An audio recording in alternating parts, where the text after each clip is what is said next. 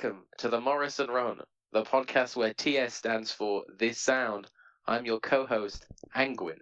And I'm Leon, the other co-host. Hell yeah! Okay, boys. Now, today, we're reading pretty crazy few issues of the Morrison Run. 35 to... 41, I believe. Exactly, 41. And... 41. 41? What's 3 plus 10? 41? So these issues are sort of split into two stories, which has happened a few times throughout the Morrison run. Roll the intro of Doom Patrol, where half the story is a shorter story to do with a sentient street, and then the second half is like some like Avengers Endgame level shenanigans. That's true. Low key, like low cannually, kind of like the scale increases like exponentially in these few issues. It does. It's always like the Morrison run of Doom Patrol. It's like something, endgame level is happening, but in a way that you could never imagine. Yeah. In some interdimensional sort of way that you'd never expect in something like Avengers. I'm gonna spoil now that this whole stretch of issues today, I didn't really understand. This one got a bit too much for me, and I think Morrison maybe got a bit too lost in the sauce on this one. The too much sauce, that's what happens when you're like too much of a saucy writer. Yeah. Because there are writers with too little sauce. Be real. That's true. Like, that's true. I think about movie writers. I think pre-Oppenheimer Christopher Nolan, his dialogue doesn't have much sauce. I agree. Movies with lots of sauce. The character of Rachel, who's like the only original character in Dark Knight, is like nothing. Sauceless. A completely sauceless character. 100%. I think a movie with sauce is, I think Goodfellas has sauce. I love Goodfellas. I tended to think of a like niche movie, but I've been thinking about Goodfellas a lot recently. The Doom Patrol are a bunch of good people. I was gonna say fellas, but I feel like I don't know, like most of them aren't fellas. One of them is fellas. Is like a few fellas in one. Yeah, true. Which is kind of tough. But the first two issues, 35 to 36, take up a short story, which I guess we can just call like the Danny the Street. Arc. I'd heard of Danny the Street before. It's a little bit of a famous kind of character, I guess. Like, the fun fact, did you know in the DC universe there's a street that can talk, is a thing that people like to throw around a little bit. So I'd heard of Danny the Street. I know that it popped up in the show, which I never finished. But I also watched the show at a time where I just don't remember it. So nothing in this run has really been spoiled for me. Yeah. But I was excited to see it pop up here. Danny Street's like super, like I think that they really nail what a sentient street should be in a way that is both interesting but not, because a sentient street can be a lot of things, you know. If you think more abstract, it could just be a street that's alive, which initially was sort of the impression I was getting, a more environmentalist angle where we need to treat everything, streets and buildings, is alive. But like the street speaks. Yeah. At one point, the tarmac of the ground morphs into dialogue, right? Like physically. Danny yells out in pain or distress for, I think, Sarah, who is sort of the audience's aside from members of the Doom Patrol, but the audience is into this arc where Sarah is like this writer who's known Danny since she was very young, and Danny shows up, and something I really like about Doom Patrol is that like lots of shows do the whole like weirdness angle. Like a very good show that does is like Gravity Falls has the whole weirdness, and I think that Doom Patrol, maybe being a bit more mature, it's able to cover not necessarily more mature, but maybe like types of weirdness or like old weird performing art that you wouldn't do in like a kids TV show. like there's a lot of circus imagery in these first few arcs, right? And you have like a man dressed in lingerie, and then he's like, "Oh, I'm one of the queens of England, but I don't remember which one." And then everyone laughs in this like 18th century style theater, right? It's probably also early 20th, but just that sort of thing, right? And it's very interesting to see Grant Morrison take this story, Doom Patrol, which is about, I guess, in a way, it's about strangeness, and I think that maybe this time when reading, it grated on me a little bit more because it's sort of like the plot sort of got out of hand. So everything being like weirdness, weird, look how weird we are, maybe didn't hit as hard. But this first arc with Danny the Street, I was like, nah, this is hitting. Yeah, I think Doom Patrol definitely is like focused so much on the weirdness, and the strangeness. It's like I've been looking again at some like 70s 80s issues of X-Men, and a lot of those say the world's strangest superhero team, which I understand why they'd use that title, but it's definitely Doom Patrol, and not the X-Men. Yeah. But I think it's just like, yeah, Doom Patrol was already meant to be weird, and then I think this was just like a magic moment of the time period, and Grant Morrison having a little bit of a name for themselves at this time, and Doom Patrol also being a title that was probably only selling as much as it maybe was because of Grant Morrison on it, where I think Grant could clearly just do kind of whatever they wanted. And did Grant have aura back at this point in well, in what 1990? This is right after Animal Man, and right. This is like, and Grant's already done Arkham Asylum, so Oh, fairs. Okay, yeah. I think this is part of Grant's rise, and I think Doom Patrol had been rebooted post Crisis because Grant takes over with issue 18 or something random like that, and I don't think that, if I had to bet, the series wasn't selling well until then.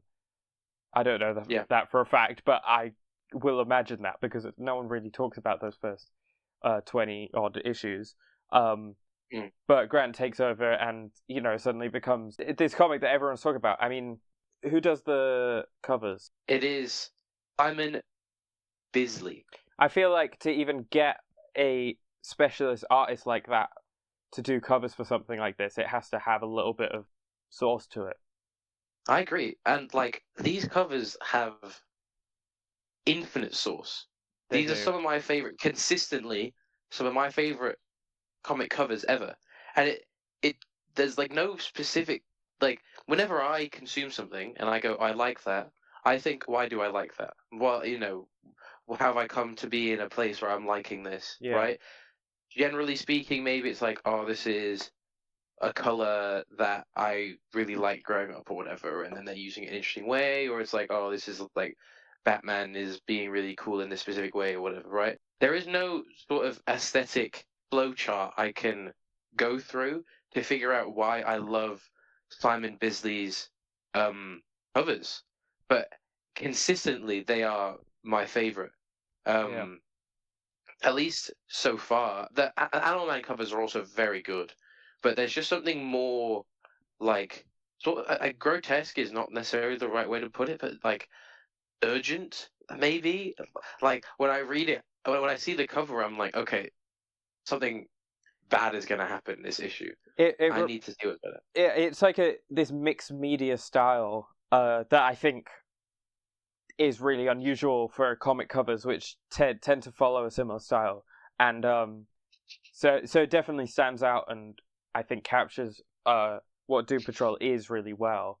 It reminds me a lot of Bill Sienkiewicz, who is one of my favorite artists ever in comics for sure. But Bill Sienkiewicz is also uses a mixed media style, and it's it's slightly different to Bisley, but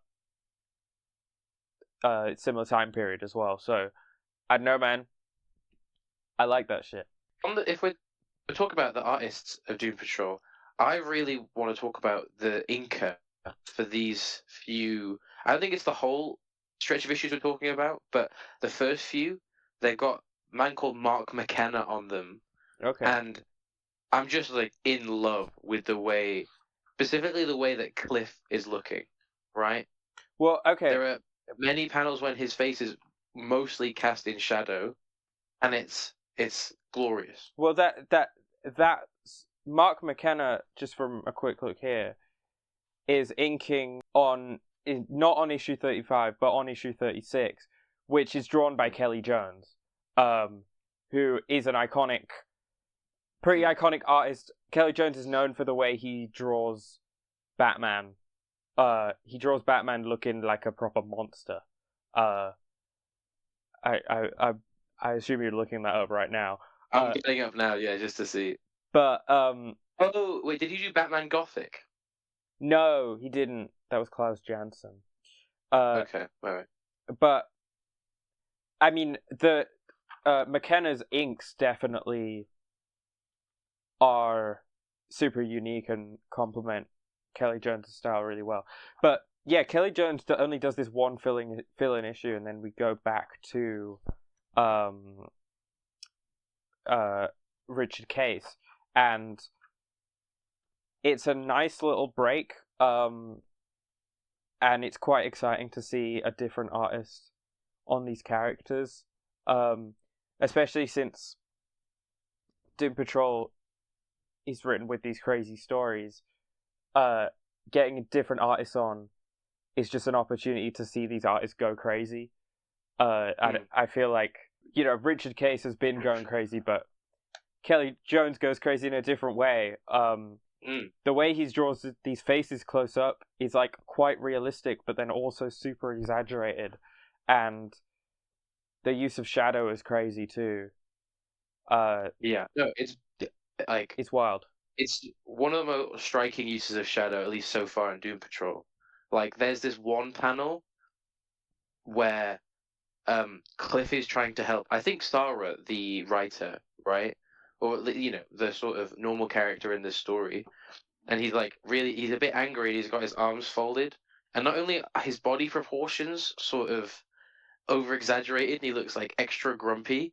The shadow is just making him look like he's giving like very granddad, like uncle energy. Like he's Yeah. cross with Sarah. He's trying to help people. He's trying to help save the day, and she is like her distress is sort of getting in the way of his job. He also just like his outfit. It looks particularly cool in this issue 36. Yeah.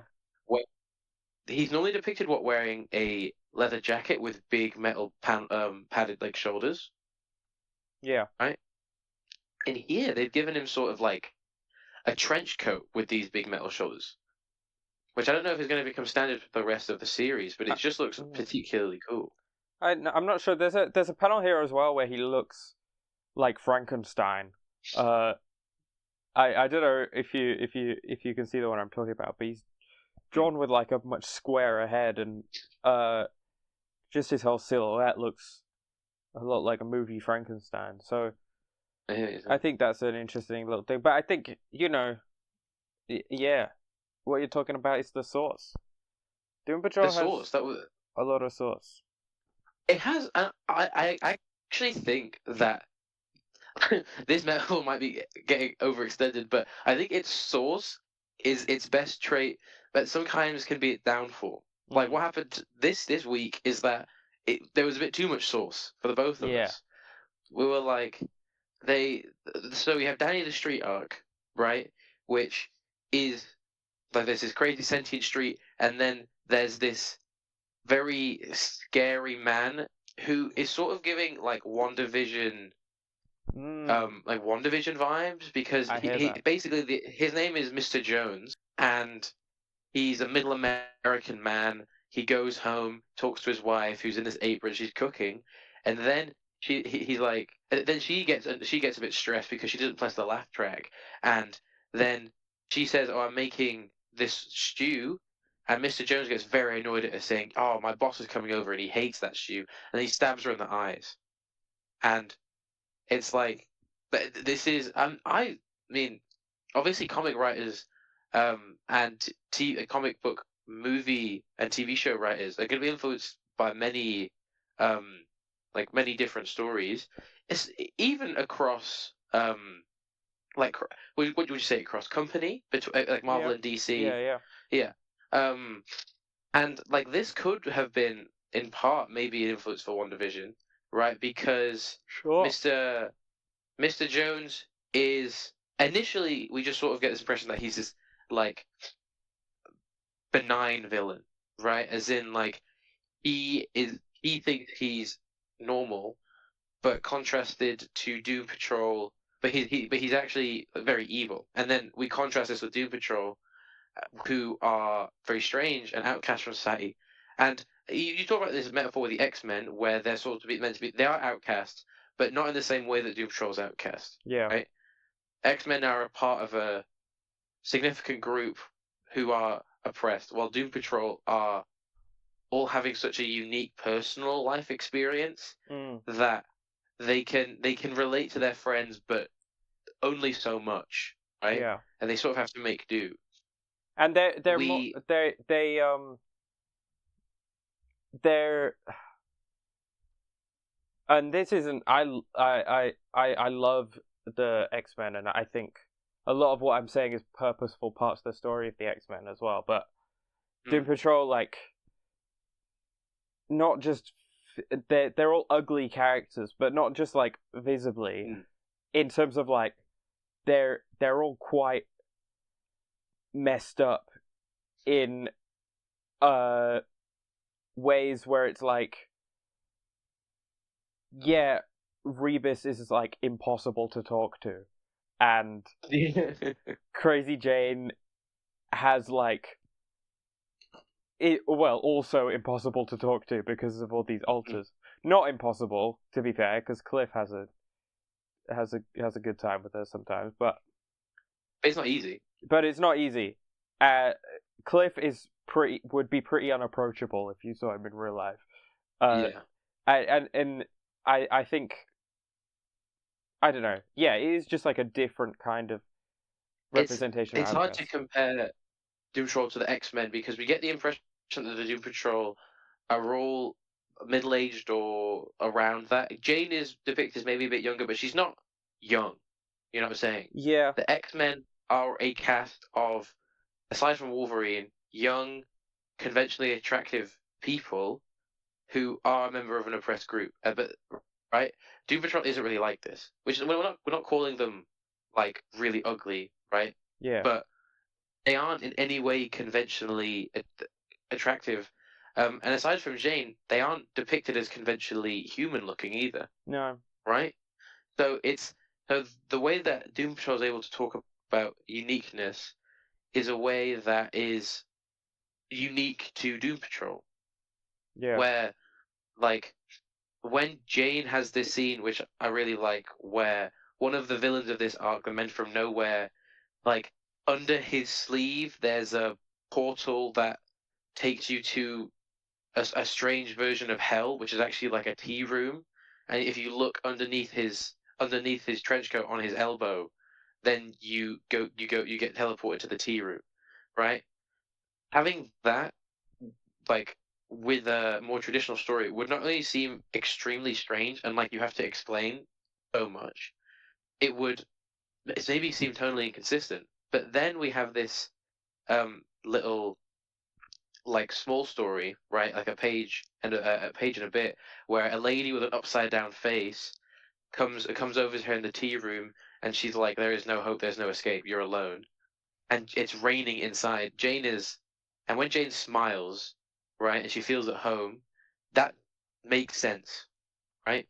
yeah, Because because a lot of it is so beyond our traditional expectations of characters, comic books, and writing.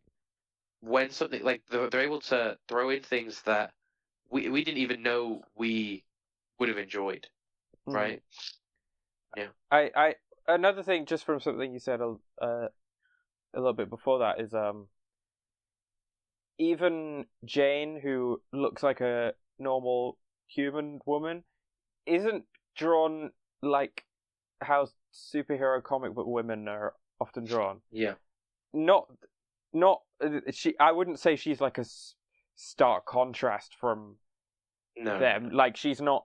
It's difficult to talk about, but she's not like noticeably not conventionally attractive. But she's not. Yeah. She's not. She's Sexualized. Also, she's also not sexualized and not glammed up in every panel. You know. Yeah, it's like it seems just like she's just a normal lady. Do you know what I mean? Not some sort of like beyond expectation like sex symbol, right? Yeah. Who also like fights monsters. Yeah. So you touched a little bit on some like specifics of the story. Again, I'll be completely honest. This Danny on this. I keep wanting to call it Danny on the street. It's Danny the street. Danny on the street. Yeah. But the issue 35, which kind of set up Danny the street, I thought was pretty cool. There was just like some exciting things. I thought it would at least be a 3-issue arc, but then the issue right after, as much as I loved the Kelly Jones art, it just felt like things happened so quickly, and there were so many things happening at once, and it all just kind of washed past me, and then the arc was over in that issue. And so unfortunately, I think it got lost in the sauce with that one. Yeah, lost in the sauce. It lost me. So, for me, what helped me anchor this story by the end was one line that Cliff says, right? Okay. Where Mr. Jones, the main villain of this arc, who hires the men from nowhere, right? And his whole thing is that he's normal and everything needs to be normal, and any weirdness needs to be eradicated, right? There's a line as they defeat him. Cliff says, "There's something happening here, and you don't know what it is. Do you, Mr. Jones?" Right? Which is lyrics lifted directly from the song "A Ballad of a Thin Man," "A Ballad of a Thin Man" by Bob Dylan, right? Which is about a yuppie. I think, it's about sort of a normal middle American going from their normal life where everything like has rules and you have to wear your suit in a specific way, and you have to go home to your wife who has to cook and clean. She has to dress in a certain way and she has to do certain things, right? And it's this imagine a yuppie going to a bar with gay people, or going to speaking to people who work in a circus, right? So it's the 60s I think it's the 60s when he writes this song, Bob Dylan. So we don't have the hindsight of like goth, right? Yeah. But you could very much extend this to these sorts of subcultures where you take like an 80s or even like a modern sort of yuppie and imagine them going to like alternative concert. You know what I'm saying? And everyone's doing things they shouldn't do. Everyone isn't presenting themselves, and like they're not conforming to both gender and class expectations. I'm surprised music hasn't come up more on this podcast, because I think so much of Morrison's stuff is inspired by like pop culture and music, and like Morrison was definitely into like goth and post-punk music. I think the whole vibe of Doom Patrol has the same aesthetic as like Susie and the Banshees, and that's like the visual aesthetic of the albums, but also Susie and the Banshees have a song called Christine, which is I used on the Instagram post for a previous episode. Oh man, okay. Because it's about a woman with multiple personalities. Right. Okay. Now she's in purple. Now she's a turtle. I keep thinking of that band when I read Doom Patrol, because I think Susie loves referencing like history, but like weird, fucked up bits of history. It's more about ancient history than recent history. But like Susie and the Banshees do famously have a song called Israel, and like they have a song called Arabian Nights. These and a Hong Kong Garden. These are like, now might seem a little bit problematic the way you're talking about international things, but also at the time showed like a genuine interest in history and geography and pulling like bits of literary references, historical references, international references into like modern pop culture, and also interest in like these weird mental health and weird kinds of people, and pulling that all in. It's exactly what Doom Patrol is doing. Yeah, 100%. This whole arc is sort of meant to be an exploration of those who would seek to destroy people like members of the Doom Patrol who are so unique by the facts of their life and their personal experience, because they aren't conforming. There are people who want to do away with you or your way of life because you're breaking certain conventions. And I think what's important when we think about conventions in this way that Grant Morrison is talking about is they're often unfounded, right? Or at least like they aren't attempting to seek some further good or maintain some rules which actually help people, right? Where there's no reason, there's no either utilitarian reason or there's no moral reason why Mr. Jones's wife must wear a frilly apron, right? And why Mr. Jones has to carry around a brown briefcase, but like this is the expectation, or like what is the expectation of Mr. Jones, of everyone, and there were expectations of the time of Bob Dylan writing "Ballad of a Thin Man." There were expectations at the time when Grant Morrison was writing this. There are expectations now of presentation, which aren't necessarily they don't point to anything that we need, and therefore like we don't have to necessarily do away with entirely, but the expectation that we follow them is kind of silly. So this whole Danny arc concludes with the like emergence, I guess you could say, of Rhea Jones from her pupa, right? Rhea Jones is what I'm led to believe a major member of Doom Patrol. Somewhat. She was a previous member of the team when it more closely resembled a traditional superhero team. Right. And yeah. I think that's kind of important that she was her alias was Lodestone. I haven't read any of the Doom Patrol that comes before Grant Morrison's run, but I think what's important for the kind of vibe of this is that she was a pretty traditional superhero until the events of Grant Morrison's Doom Patrol, I feel like. Right. Because she's freaky. Like, she has no face and a big eye in her chest. Yeah. And it's not even necessarily that her face is like been removed, or it's just like it seems like she never had one.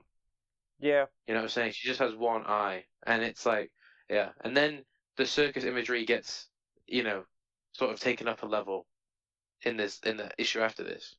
I mean, where I think like Rhea she was like raised in a circus, and then she's going back to the circus, and then they have to go through a series of tents with different very strange goings-ons to find Rhea, who then gets captured by the villains of the next arc. And it's sort of, and like at the end of this Danny arc, Rhea gets introduced, and it's sort of this overarching story where they're trying to get her back, and then they have to defeat the Geomancers. Yeah, so I really think this story got lost in the sauce with this whole arc. There's just too much new elements that are all being introduced, and I don't understand any of it.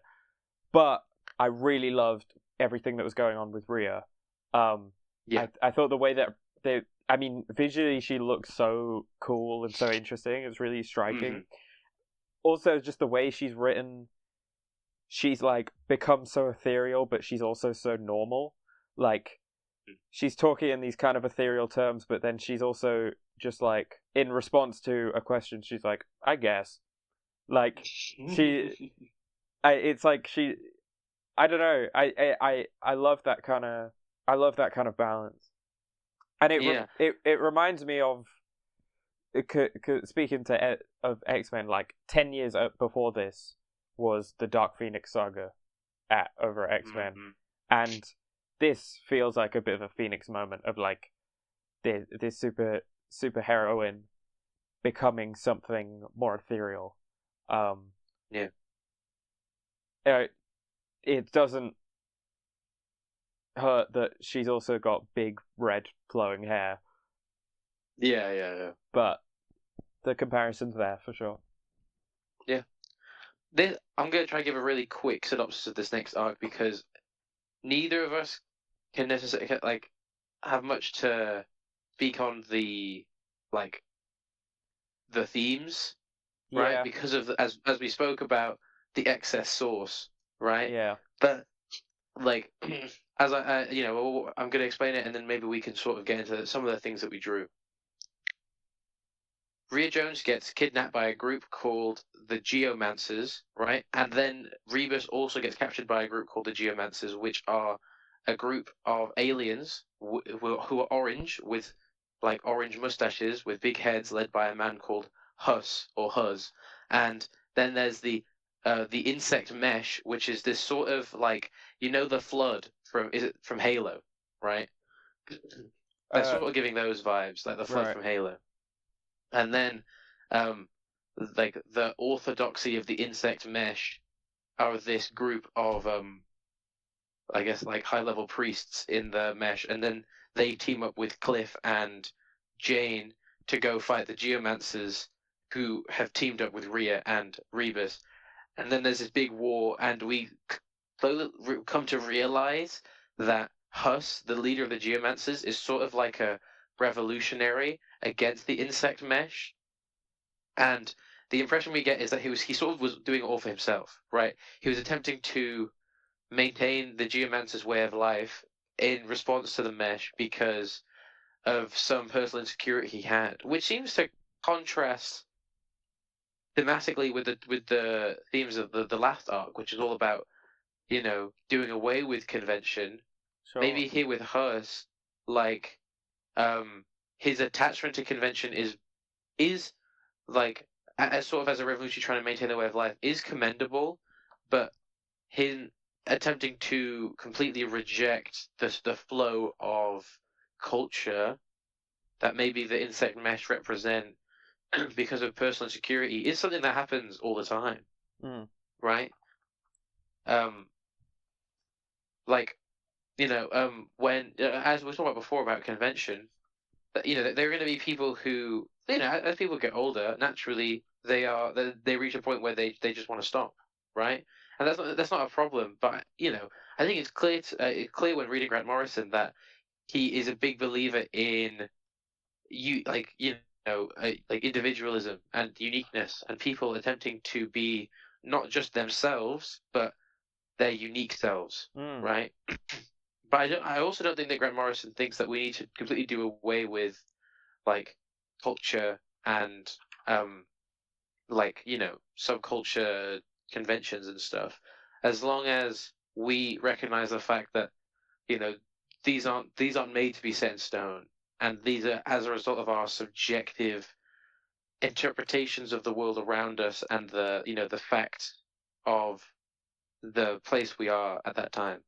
I'm glad you said that because I think sometimes like just like with media criticism or whatever, we can be like quick to like almost project a certain ideology or view onto something when it's like, I think especially a writer like Grant Morrison who's writing in comics, which is the serialized format.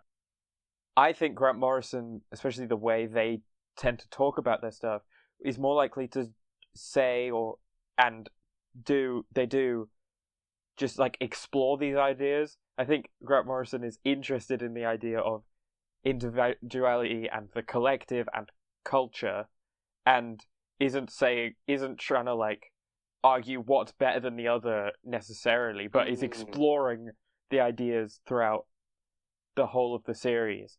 And maybe, like, of course, as you read it and as things come together and sort of build on each other, you might find a implication or something there where you go, this is what this might represent. But I don't know that. But I definitely don't think that Grant Morrison's going into this. Well, maybe they did, but I don't necessarily think Grant Morrison goes into this going, this is what I think about individuality. I think this is what you should think about it. Yeah, I think exactly. I think they're going, let me write a story about uniqueness, and they see where it goes. Yeah. And that is what gives Grant Morrison the source. That is what gives Grant Morrison the source. There is a thing here about union rather than duality towards the end of this. Where kind of as things wrap up, there's this kind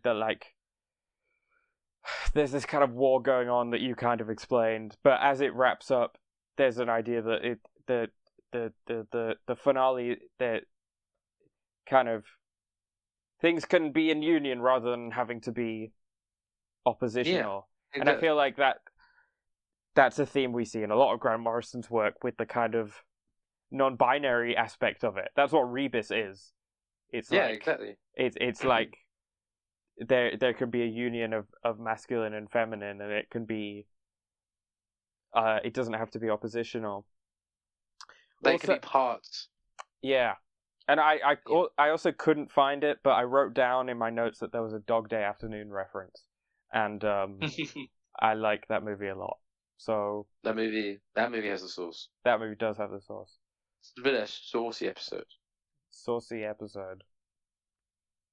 I agree. Saucy writer, saucy story. That's true. Yeah. I think Grant Morrison probably top 5 sauciest writers for sure. Yeah, I see that. I can totally see that. Yeah. Well, that has been this stretch of Doom Patrol, and we've been able to talk about a lot of interesting things about uniqueness and union today. This has been amazing to be able to do. Yeah. Grant Morrison, as we've said, source. Well, on this note, I've been your co-host, Angwin. I've been Leon. And we've been the Morrison Run, reading Doom Patrol. Thank you for listening.